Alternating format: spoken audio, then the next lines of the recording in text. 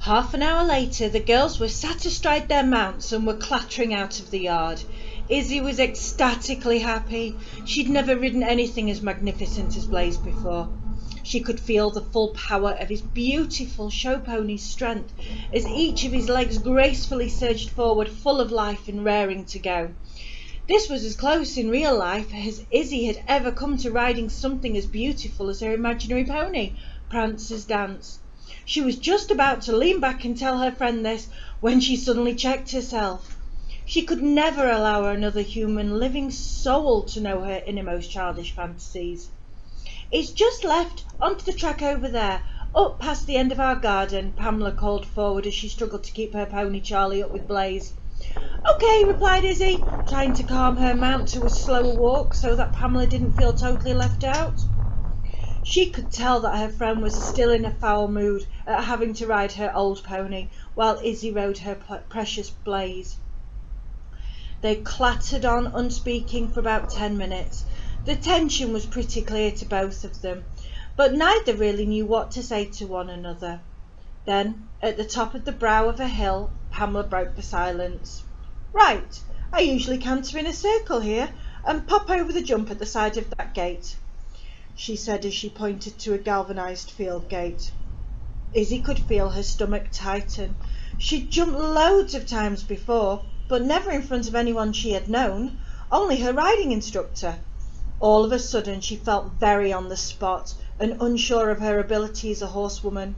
She shortened her reins, squeezed in her heels, urging Blaze into a very slow collected canter, and popped over the little jump as if it had been a tiny pole in a riding school, not a solid wooden bar that was the same height as the field fences. "Wow," said Izzy, "that was the best jump ever!"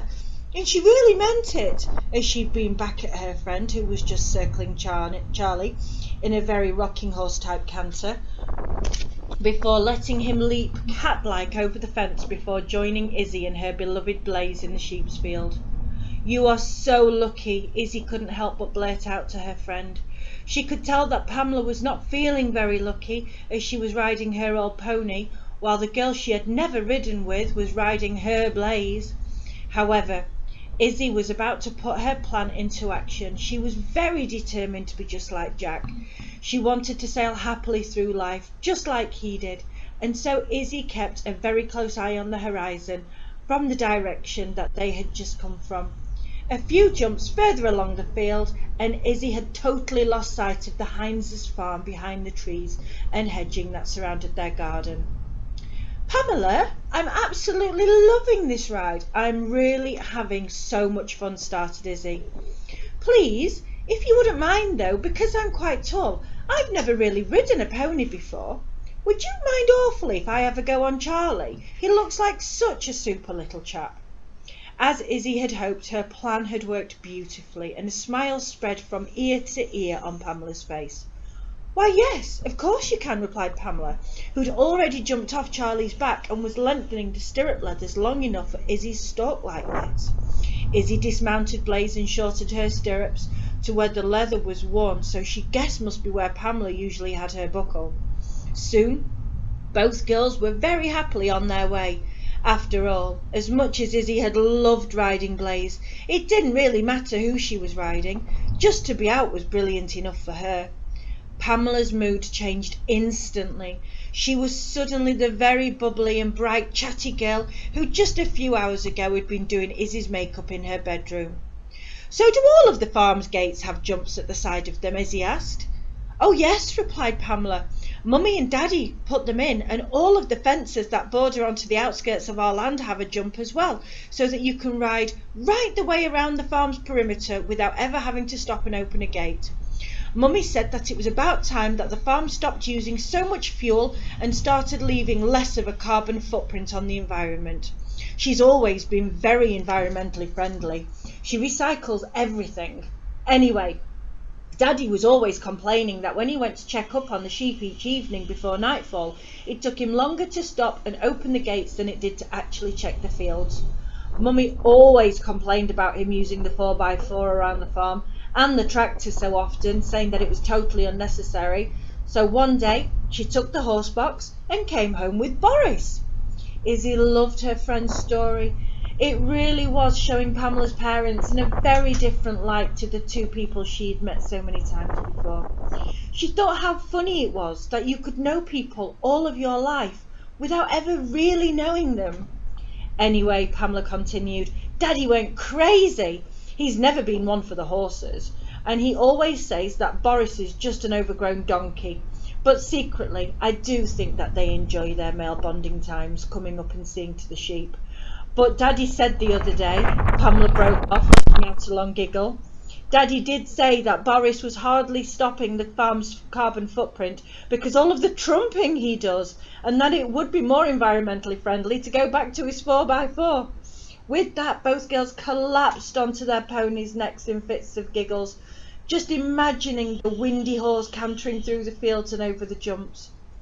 It had turned into a beautiful winter's afternoon. The sun was really low, glowing bright orange in the sky, and in the cold air the girls made out a dark silhouette against the regimented pine trees that they rode alongside. The fencing between the sheep's field and the trees was much taller than the fencing up the rest of the farm. Pamela had said that that was because of the wild deer in the woods. They often tried to jump over the fencing and get in with the sheep to graze, but they carried ticks and fleas. So Daddy tries to keep them out the best he can, she said. So there is only one place where you can jump into the wood, and that is just along there. Pamela pointed to a small wooden gate that led into the wood. Mummy is the only one who really uses that gate, as she has all of her cross-country jumps set up in the wood, just out of sight from where we are. Come on, I'll show you them. Izzy was a little worried about going into the wood. She'd hoped that their ride would keep to the safety of the sheep's fields, but no, they were going to go in. Izzy really wanted to see the jumps. In fact, she couldn't wait to see them. But she was terrified of going in after her experience of the giggling children that weren't even there in the pergola at home the previous day. Again, she thought of the words that the old gardener had uttered to her. If I were you, I'd leave the grey bits alone until you are ready to open your heart to a whole new kind of understanding. The goose over grave ran down her spine again. This is just stupid, she told herself. I'm not alone. I'm with Pamela. I won't be rude and tell her that I'm too scared to go and see her mother's jumps. I want to go and see her mother's jumps. I'm not afraid of the wood. And with that she stuck her chin in the air, shortened her reins and cantered Charlie after Blaze into the pine woods. The jumps Mrs. Hines had built were enormous. As Izzy rode past them, they seemed to be about the same height as Charlie's back. She was very impressed. All thoughts of the unknown grey bits had now left her mind as she looked at the jumps that were staggered around the wood. One jump was over a massive ditch filled with water. It was only a very small jump of about a foot, but the other side was a good 6 foot away over the ditch. There was a huge tree trunk held off the floor by 2 massive blocks of wood, making it a large obstacle. Another one was made up of wooden planks and was in the same shape as a wooden horse at school that was brought out when they did gymnastics in PE. There was one solid jump uphill, one solid jump downhill, a ski jump, a ditch, and a large brush hedge like what you would normally see at a racecourse. Your mum must be an excellent rider to be able to jump all of these, breathed Izzy. She was genuinely impressed with her friend's mother. Right, there she made a promise to herself that one day she was going to be as good a rider as Pamela's mother and able to complete a course just like this one. We'd better be getting home, Pamela said as she looked at her watch. If we don't hurry up, they'll be sending out a search party, and that usually means Dad and Boris. So we'd better look sharpish. Do you fancy a good canter? Pamela asked Izzy, and without waiting for a response, she was off, over the gate, and had turned Blaze down the field in the direction of a farm.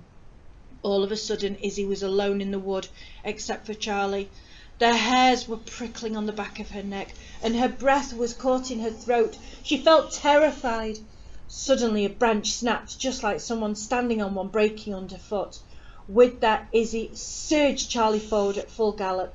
The poor little pony did not understand the intensity of the situation, but did exactly what his rider told him to do. He took the gate at break-leg pace and dashed across the field in search of his companion. Izzy glanced back, thinking she could see a shadowy figure in the wood where she had just been. But she shook the thought out of her head and carried on looking straight forward at where her friend had just come back into view.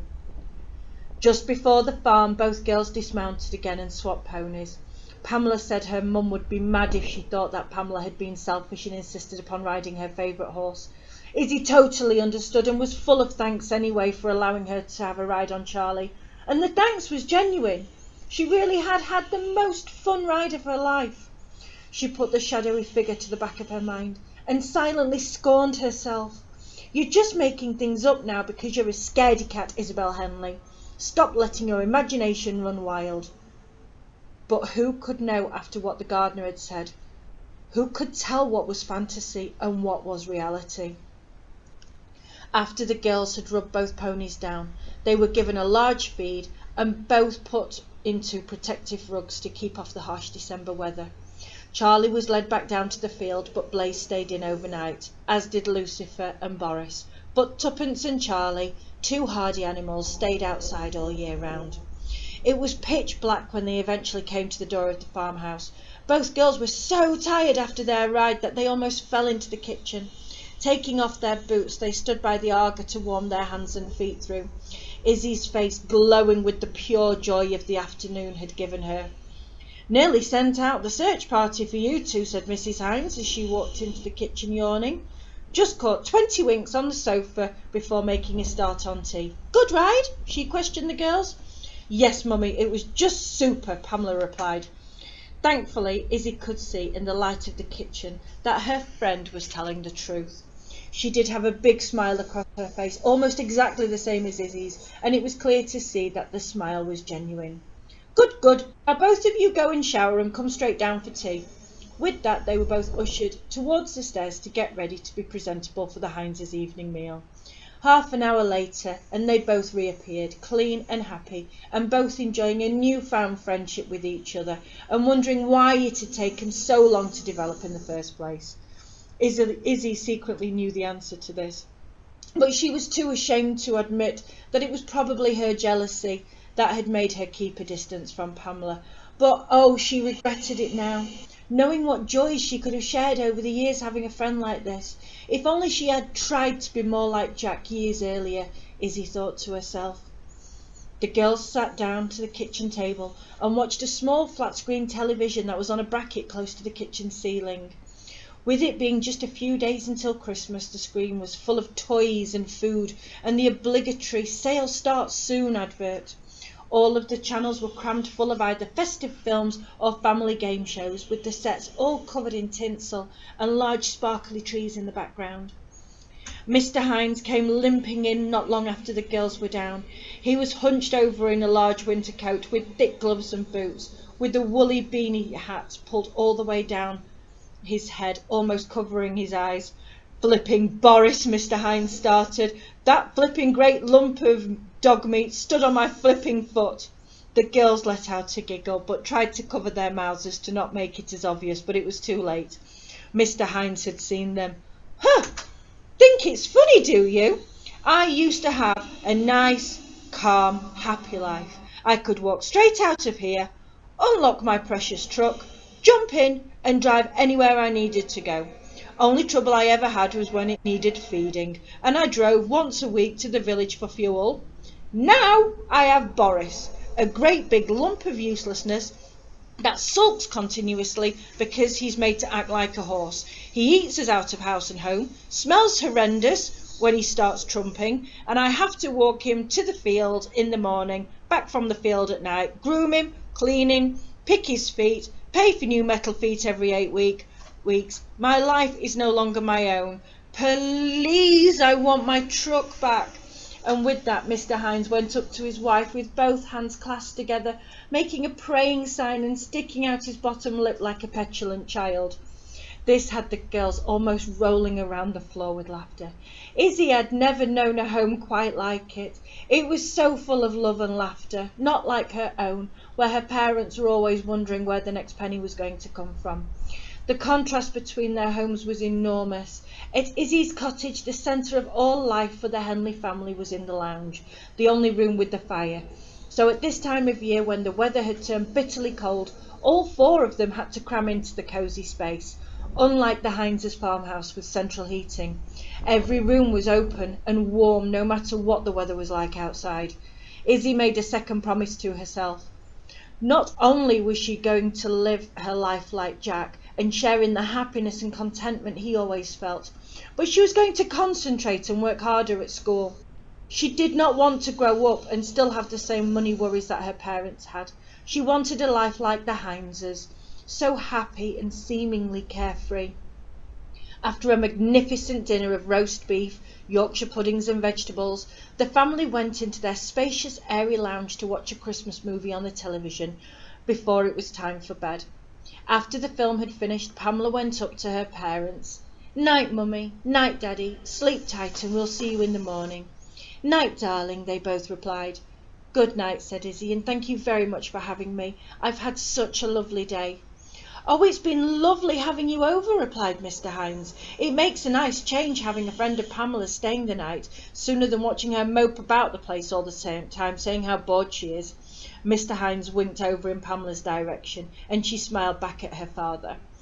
Both girls then made their way upstairs to bed, where they lay with the lights off, whispering to each other in the darkness of the room. After Pamela had just finished yet another tale of victory from a show long ago, Izzy suddenly blurted out, "Do you believe in ghosts?" The room went silent, which was very unusual for the chatty Pamela, and after an uncomfortable pause, Izzy's friend started to laugh. "No, I don't believe in ghosts. Whatever made you ask such a silly thing?" "Oh, I just wondered is all," Izzy said back to her friend. She was quickly trying to think of something to say, to not make herself look stupid for asking a question like that. Then it came to her. "I was just asking because Jack has got a new computer game and he's full of ghosts and monsters, and I just wondered if you believed in them," Izzy finished by way of an explanation. "Well, Mummy once said, when I was little and I had got scared at a ghost film on the television, that unless you see such things with your own eyes, you are to treat them as just fantasy, and I quite agree," Pamela replied. "Yes, so do I," said Izzy. "After all, they do say seeing is believing." Because what had she seen in the pergola? Nothing but moving grass. Well, that could have been a rabbit, or a pheasant, or anything. As for the shadow in the pine wood, it was turning dark. There was lots of trees. Of course they're going to cast shadows, Izzy rationalised in her own head. As for Mr. Elliot's ramblings, well, he's an old man. What exactly does he know anyway? She asked rhetorically in her head. After that, both girls were fast asleep, tummies full from their dinner, warm from the heating, and tired from their afternoon ride. Izzy's dreams were full of Prancer's dance, taking her as easily around Reddock as Blaise had taken herself and Pamela around Home Farm. She really did want a pony of her own so desperately much.